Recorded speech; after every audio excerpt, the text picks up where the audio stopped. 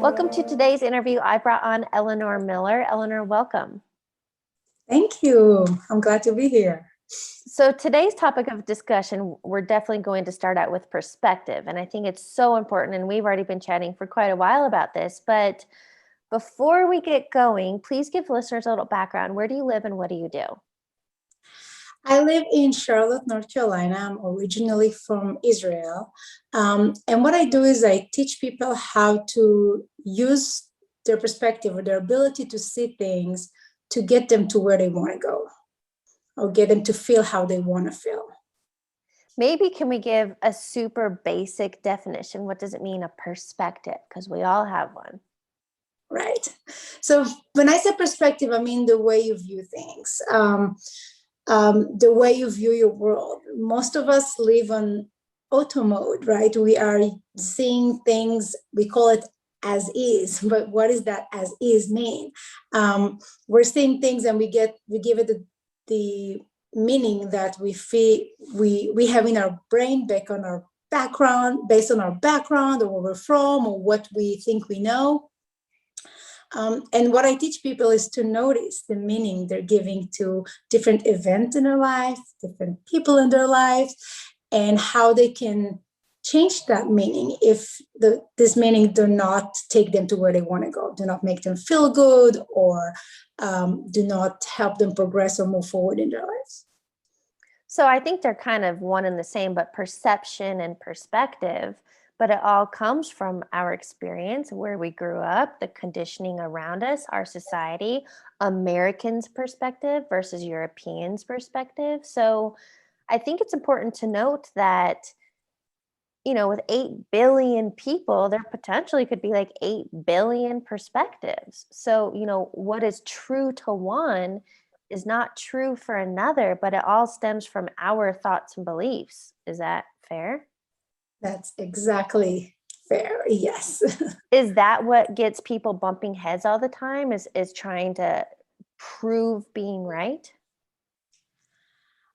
I think it's trying to prove being right, but also many times it gets us riled up because we feel misunderstood.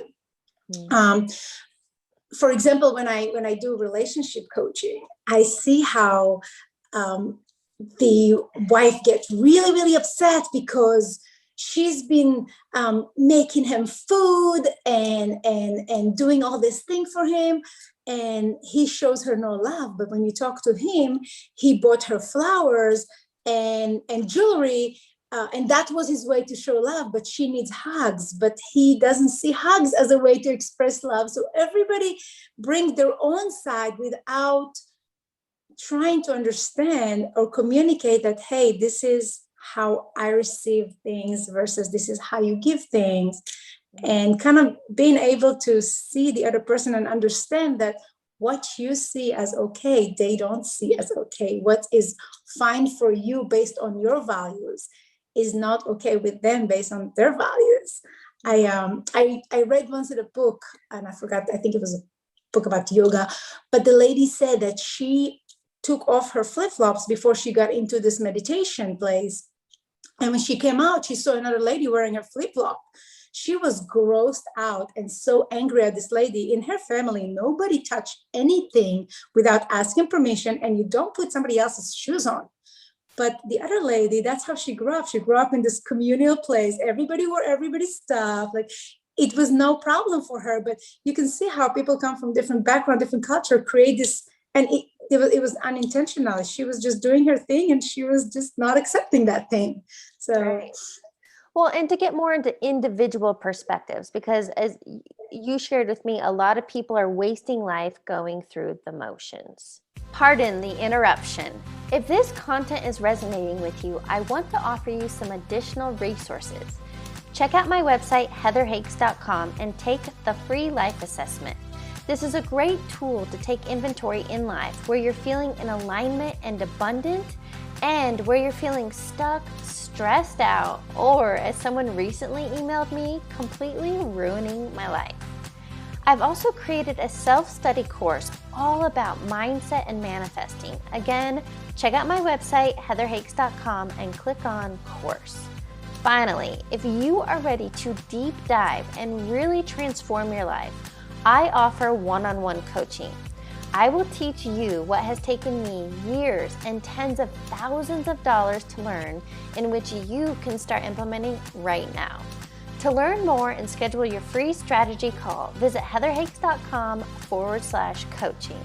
Now back to regular programming.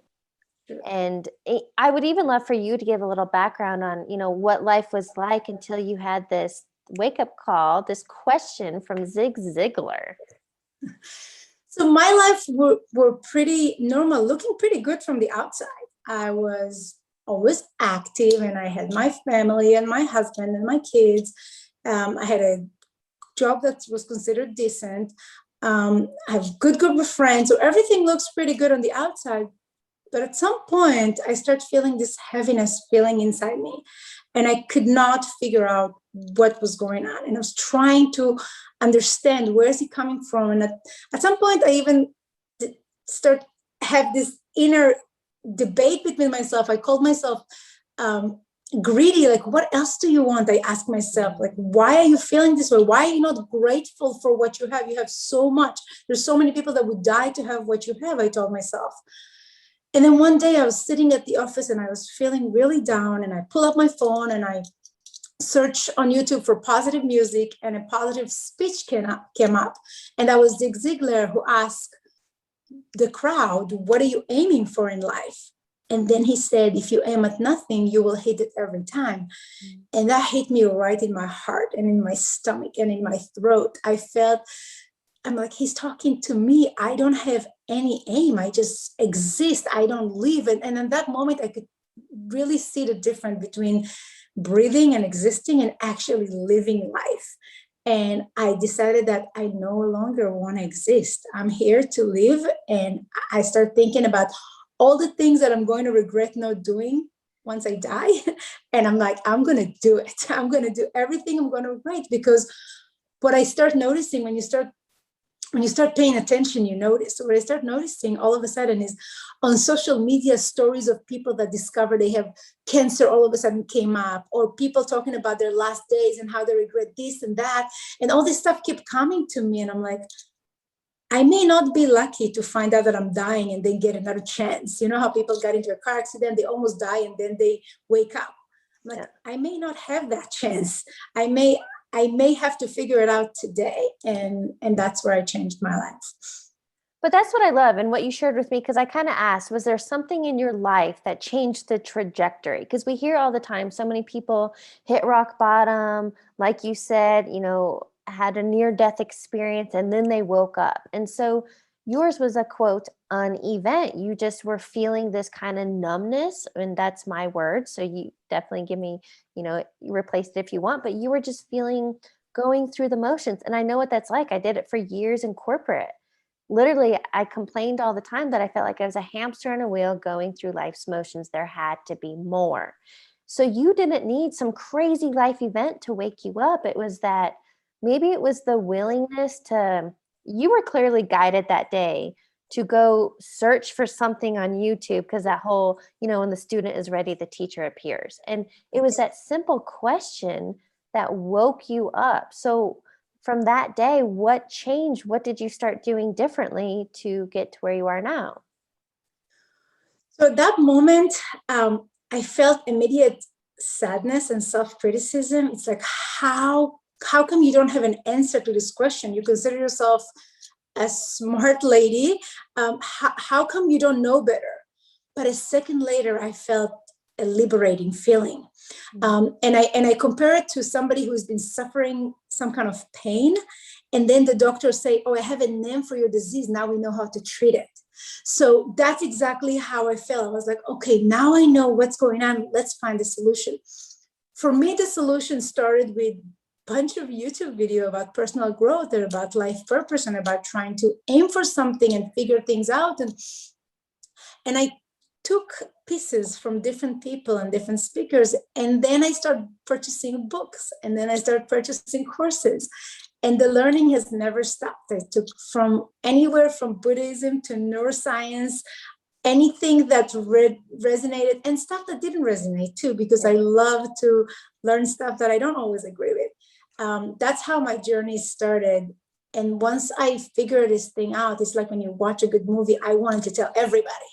So I decided to take it on full time and start sharing it with people that I knew that did not, like I said, have an event that were not fortunate to hit rock bottom in some way that will make them move, and trying to show them that you don't need to be so low to climb higher. You can climb higher from exactly where you are.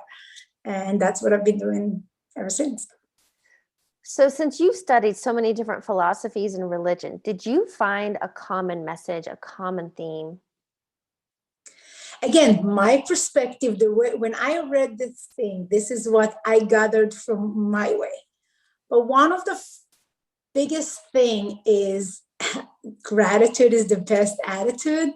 Yeah. All the religion that I've studied, all the philosophy from Buddhism to yoga to Hersey, they're all saying the same, is that finding the positive in thing and getting your brain used to searching for the positive and finding it is very common in all of them.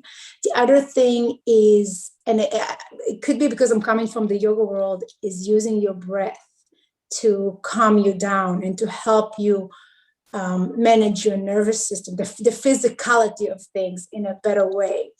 I found it in Judaism. I found it in a lot in neuroscience in recent years, psychology. Anywhere in the yoga world, everything starts and ends with the breath. But and also mindfulness or being present or paying attention to what you're doing is very common in all of them. Oh, sorry, I just got a notification. Yeah, and I couldn't agree more with a lot of that. But one thing that you mentioned was breath and our breath work. And so that stems from, if you think about it, breathing is one thing we don't ever have to think about. Like our creator, the life force, the universe, source is breathing us. And so I think, so even me on my own journey and talk about perspective, I come from a space of, I went down the personal development realm too. I chased all the things. I went to all the courses. I was chasing the next high, looking for the answer, kept looking for in a book, in a course, online, in a coach. I didn't know. And then it finally, like, for me, it was ayahuasca was my eye-opening. Oh, and the message I received was all suffering is self-imposed. And a lot of these teachings, especially spiritual, we're already whole and complete. And so we're so conditioned to seek outside of us, when I believe if we just turn inward, whatever we're seeking is already here. And that's really hard to tell somebody who's the achiever and the go-getter and want to chase things. So what's your perspective on that? It's funny you mention it, because in recent years, in the recent last year, I'm getting more and more clients that are already doing very well, that are already very successful, but what we consider successful, right? The career is doing very well. But then the price they paid for that is health, family, relationship issues, all this stuff. And I love a quote by Tony Robbins that said that success without fulfillment is the ultimate failure. And for me, that's nailing it, because once we develop this standard for success that it should be X. And for me, if you don't have the feeling of fulfillment, of ease, of freedom that goes with it, sometimes your career that takes you so high make you the biggest prisoner to it. If it's what you have to wear, how you have to behave everywhere, how you have to carry yourself, how your family have to behave. I mean, I'm thinking, have you watched Bridgestone, the Netflix? Bridgerton? Anyway, Bridgerton, I'm sorry. Yes, Bridgerton. Okay. Have you watched that? Oh, yeah. So when I watched it, what came to me is how the higher rank or position or level that people are, the more obligated they are, the lower their freedom is. And if you see this opera singer who was in love with one of their sons, she was completely free to date who she wanted, to do what she wanted, and she was the lowest level of people in comparison, right? And all those queens and dukes and whatnot, they had no freedom. So as you progress in life and climb the ladder, gotta double check yourself all the time, going back to being mindful about what you do and having your perspective in place, and double check that, is that really giving me more, or is it that taking more away from me? So, well, and it's that whole money doesn't buy happiness. Jim Carrey stated it phenomenally, that he wishes he could give everybody $1 million in fame to show you that's not fulfillment. now you're taking yourself with you. So if you are unhappy here, you'll be unhappy there. If you and that's why you need to learn to be happy first. If happiness is what you want, which I believe that's what everybody wants. Sure. That's the reason behind everything we do, is to make us feel better. We believe it's going to make us feel better. So I feel like that's the ultimate motivation to do anything. So yeah, I totally agree that money doesn't buy it. And although it's great to have money and it's great to move forward in your career and progress and grow, you gotta double check yourself that your expansion doesn't cost you your joy.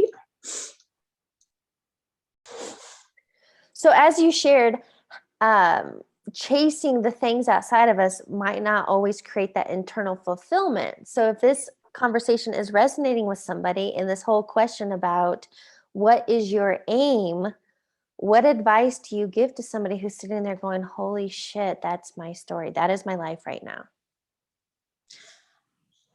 I would give you, first of all, is you don't replace the chase with the chase. So yeah. Chasing for the aim, I believe that, or what I've discovered is that the best way to have the best life is to have the best out of each moment. Mm-hmm. So it could be the small thing is, how can I make this moment beautiful? For me, what I've done is I made a long list of all the things that make me feel alive, not just exist. So doing the laundry, paying the bills, those are great. I need to do it. But what makes me feel alive?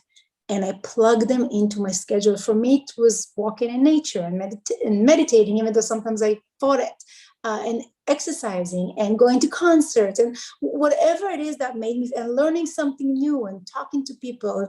So whatever it is, I made myself aware of that. And the first thing was, I noticed how little of that I do. How will I feel alive if I don't do the things that makes me feel alive? And second of all, I plugged it into my schedule. And then I let myself dream really big. On my vision board, I have me and Oprah talking. So if it happened, maybe not, but it's there. And I'm, in the meantime, working on things that may put it there someday.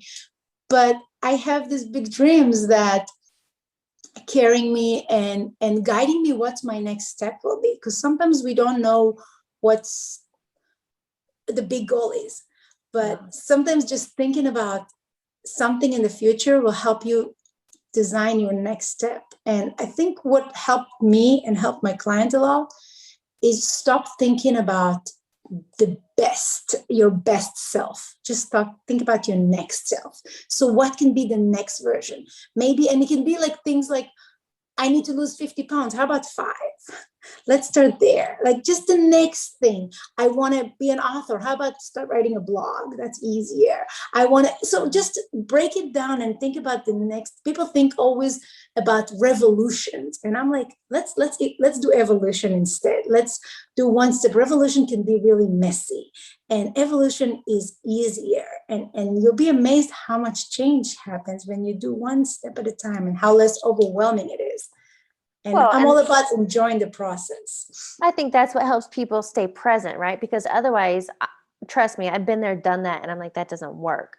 If you're always future tripping, first of all, tomorrow is not guaranteed. So that's why it is about staying present. And I like that rather than a revolution to evolve. What is just even if you just had a fight with somebody, clearly you weren't being your best self. So the next moment, literally the next 60 seconds, how can you like bring it back and let it go, and maybe find that gratitude, or do breath work or something to, again, kind of circle back to this perspective of, we are here for joy and happiness.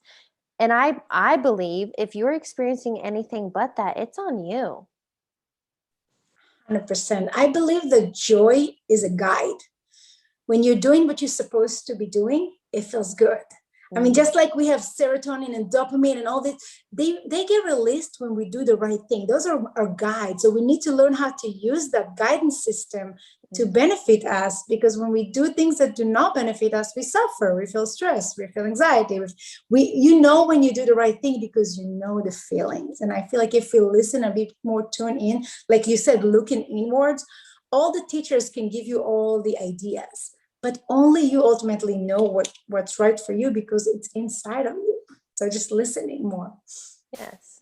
Okay, I want to touch on this message you shared with me. I love to ask people, if you had a billboard message, if you were about to, leave this place called Earth, what do you want people to know? And this is what you told me, and I'd love for you to explain it.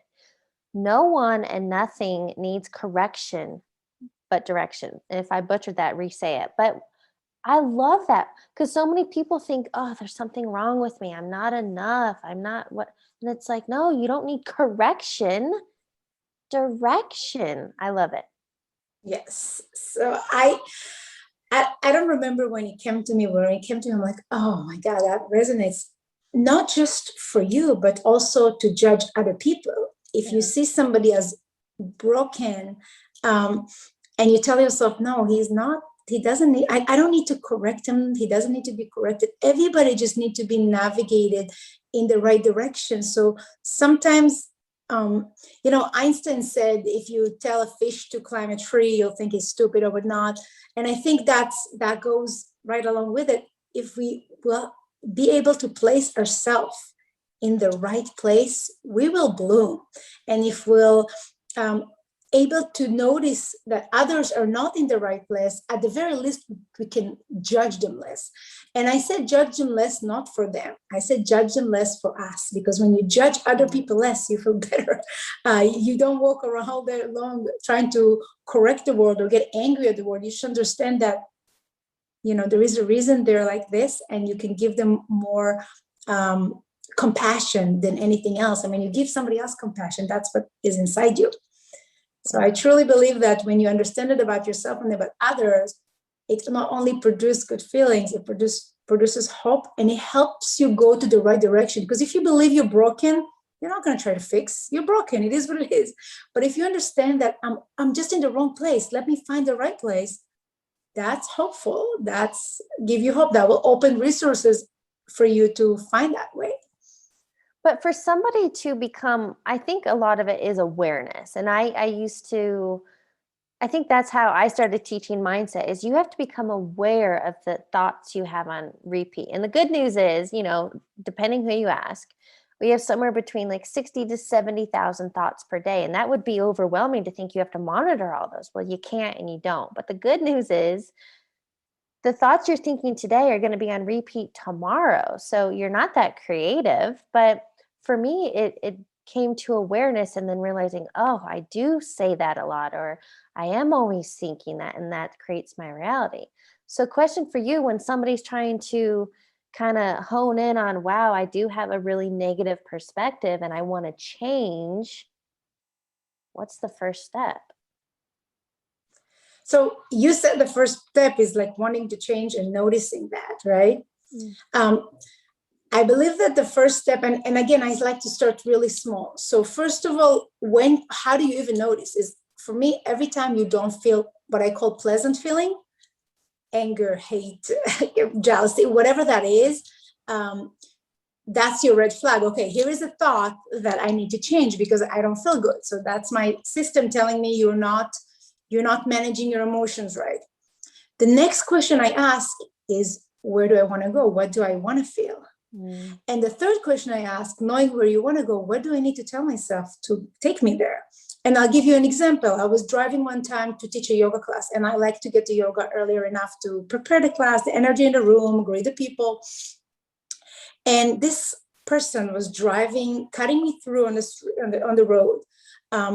He ran a red light. I almost ran into him. I missed the light. It made me get to class not as early as I wanted to go.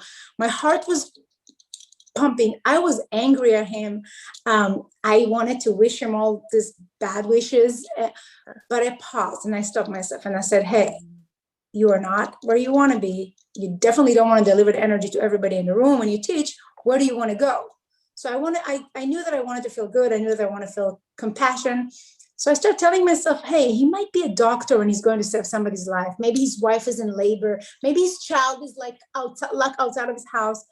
And I don't know if this story is true, but I don't know if my first story that he is a horrible person is true. I don't know, but I'll take the story that served me and take me where I want to go. So this is what I'm doing during the day. If I don't feel good, I ask myself, what do I want to feel and what needs to happen to make me feel this way? What perspective do I need to adopt to feel this way? What you really touched on there is the power of a pause. Yes. Because otherwise you gain momentum and fuel in the fire and prove that you're right. And that's so power of the pause. I love that. And when you do that often enough, you start doing it on auto mode. Like it's very rarely happened that I get upset with many things now that I used to get upset before. So it's pretty magical because you walk feeling good most of the time, which is awesome. Yes. So for those that maybe, or even if you know somebody who kind of is just, I call them a negative Nancy.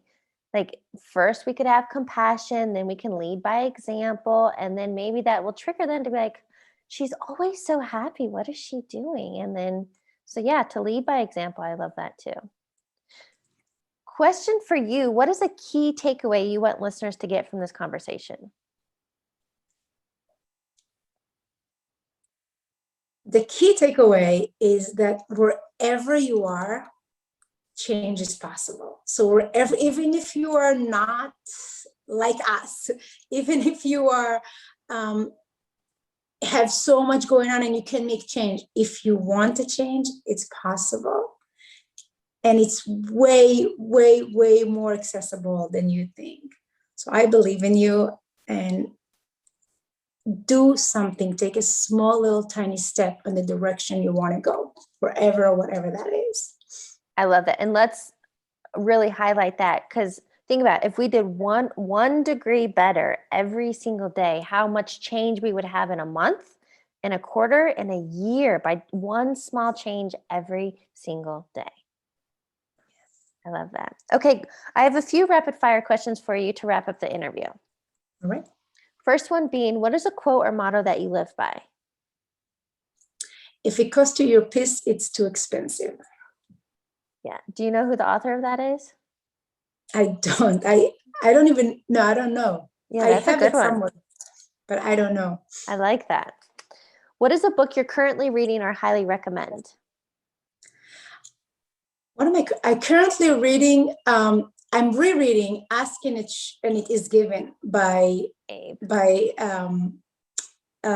Esther and Jerry Hicks. God, I have so many books I recommend. Oh my goodness. I just finished Becoming Supernatural. And again, it's something I reread. Yes, Becoming Dispenza. Yeah, I love him too. I love all his books. But for people that's starting their journey and these books are too heavy for them, I would go with Into the Magic Shop. And I forgot who the author is, but it's such a sweet story about the power of your thoughts and the power of meditation. And it's a story. It's less informational, so it's much easier read. You know what? That makes me think, are you familiar with Robin Sharma? Oh, yes. Okay, so Robin Sharma, he gives some really great intellect, but it is all, is it fables? I don't even know his genre. Yes. Okay, but it's all story told. And so I think his books are phenomenal. Right. For people that these books are heavy, he delivers the information in a beautiful story-like way. Yes. Yes. Okay, final question. What advice would you give your younger self? I want to tell her so much, but I think I would tell her to not give up, because as a younger self, I started so many things, and then I believe that that's not me. I'm not good enough. So I would say, don't give up. You are good enough. So, what a great note to end on. Eleanor, thank you so much for joining me. thank you for having me. It was a pleasure.